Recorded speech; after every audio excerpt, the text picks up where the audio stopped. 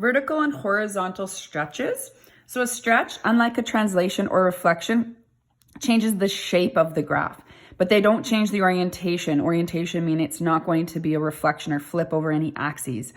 So we're going to look specifically at vertical stretches to start with.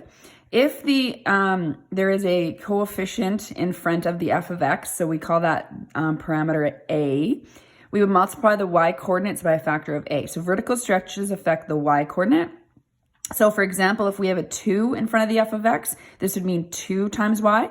It's a vertical stretch by a factor of 2, meaning you're going to multiply all the y values by 2. So a key word here is factor when you're describing in words a vertical stretch. You want to make sure you say factor of 2.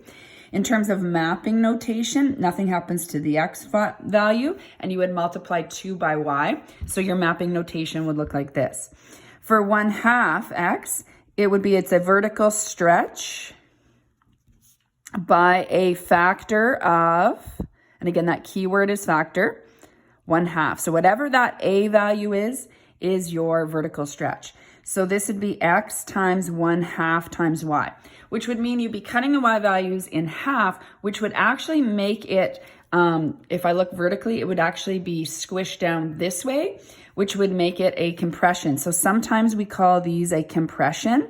The language can get a little bit confusing though if we mix it up. If it's compression, we'd say it's compressed by a factor of 2 because it's squished down. So I stick to the language stretch, and I would say a vertical stretch by a factor of 2, vertical stretch by a factor of 1/2, so that I can just rely on the a values and with the word vertical stretch.